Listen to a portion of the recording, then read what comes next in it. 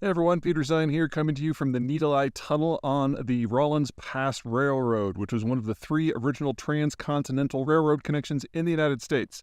Railroads are often considered the redheaded stepchild of the transport world. They're not nearly as fast as planes, they're not as versatile, they can't do first and last mile like vehicles, and they don't have the low operating costs of water. It doesn't mean that they don't have a role, it just means that their roles have to be very geography specific. Now, the reason that this rail line was closed down is because it's going through the freaking mountains, and unlike the Cheyenne route or the Raton route where they actually, go to relatively low passes, this one just goes straight up and ultimately peaks out at around 11,000 feet. That means that it's got a grade of in excess of 2%, and as a rule, every time you increase the grade by 0.25%, you have to reduce the amount of cargo you can take by half. So the capacity for this line that was started in Denver and then went up and over to places like Salt Lake and beyond was just horrible. The economics never made sense.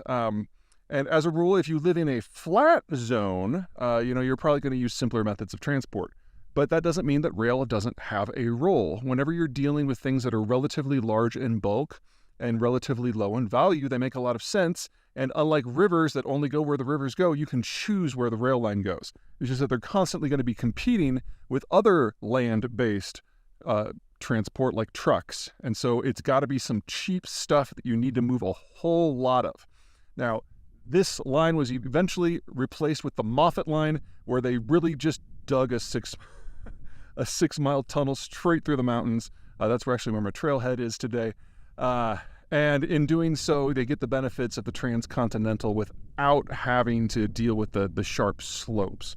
And here is the Needle Eye Tunnel from a distance.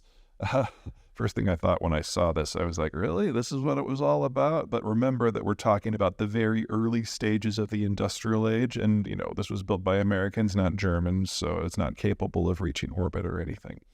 Anyway, one of the things to keep in mind about rail is if you're looking to move large volumes of stuff at relative speed, it really is the best for that. That doesn't necessarily always work for commercial stuff like, coal or wheat, where timing is less of important, but it's really good for people. So give you a good example. When the transcontinentals open, there were two ways that you could get from the eastern part of the United States to the new territories on the Pacific coast.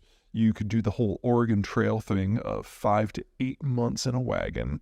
You could spend 6 months sailing from New York around the entirety of South America and ending up on the West Coast, where you get on the rail system and you would be there in 9 freaking days. And now, from the other side, let's see, what else can I say about rail?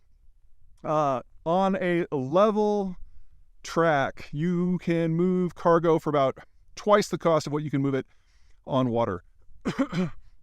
Or about 1/6 the cost of what you can move it by semi-trailer.